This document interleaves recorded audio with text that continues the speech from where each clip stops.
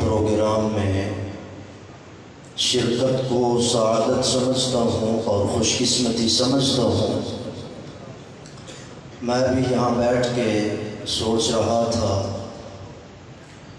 کہ جو سیرت النبی صلی اللہ علیہ وسلم کسی دور میں ابو بکر و عمر، عثمان و حیدر رضی اللہ تعالی عنہم اجمعین امت کو سنایا کرتے تھے، سکھلایا کرتے تھے، آج ان صحابہ کرام کے دو غلام مفتی محمد طیب صاحب اور مفتی نعمت اللہ صاحب وہی پیغام آقا علیہ السلام کی امت کو سنا رہے ہیں۔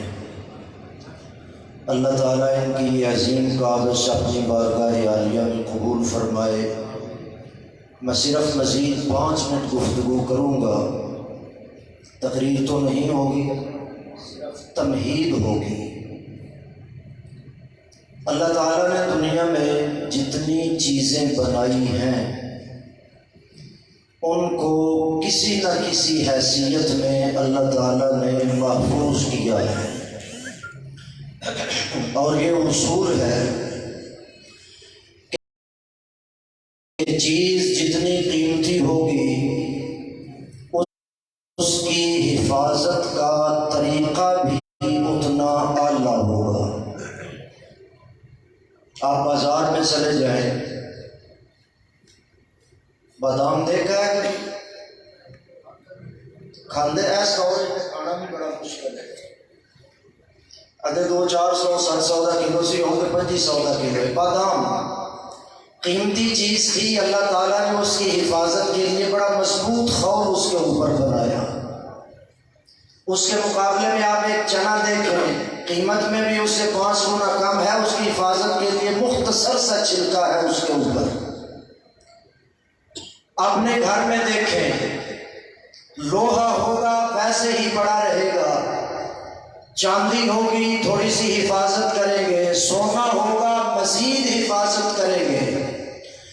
یا اللہ تیری بنائی ہوئی ہر چیز اعلیٰ ہے، قیمتی ہے۔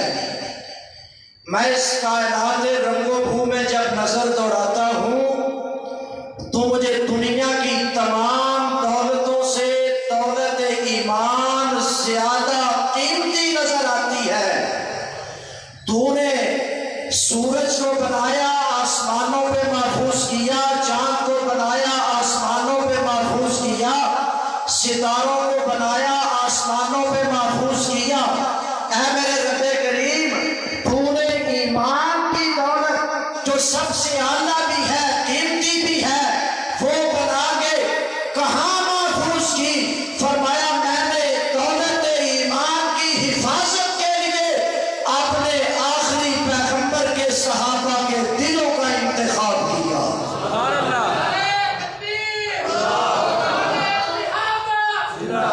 میرے صرف 2 منٹ رہ گئے۔ کاتب فی قلوبہم الایمان، سونے اور چاندی پہ ڈاکو ڈاکہ ڈال سکتا ہے، لیکن دولت ایمان پہ کسی ڈاکو کا ڈاکہ نہیں چلے گا۔